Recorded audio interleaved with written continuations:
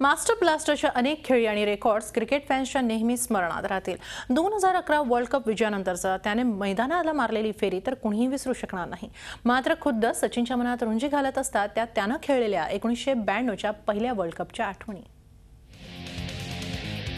Master blaster Sachin Tendulkar हा खरं तर जवळपास प्रत्येक क्रिकेटपटूचा आदर्श खेळाडू। त्याच्याबरोबर एकदा तरी खेळण्याची संधी मिळावी ही जगभरातील प्रत्येक क्रिकेटपटूची इच्छा असते। मात्र खुद्द सचिनला वेस्ट इंडिजचा महान क्रिकेटपटू विवियन रिचर्ड्स बरोबर खेळण्याची संधी मिळाली नाही याची खंत अद्यापही सलते। याचबरोबर आज यशोशिखरावर असलेल्या सचिनच्या मनात अजूनही त्याच्या पहिल्या वर्ल्ड कपच्या आठवणी ताज्या आहेत। सचिन आपल्या 23 वर्षांच्या करिअरमध्ये 6 वर्ल्ड कप खेळले। 2011 वर्ल्ड कपमध्ये तर त्याचं वर्ल्ड कप विजयाचं स्वप्न देखील साकार झालं। मात्र तरीही आपल्या पहिल्या म्हणजे 1992च्या वर्ल्ड कपच्या आठवणी सचिनच्या मनात रुंजी घालत असतात।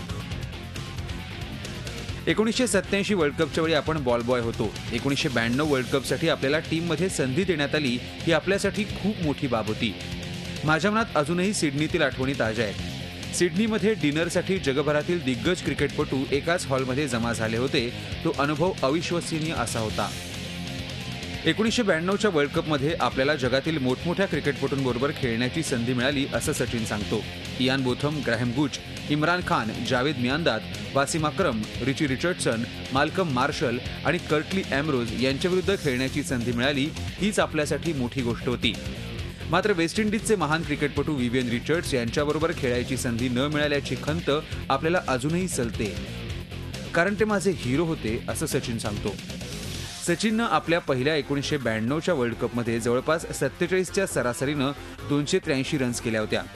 सचिननं तब्बल 3 दशकं क्रिकेट विश्वावर राज्य केलंय। झी 24 तास एक पाऊल पुढे।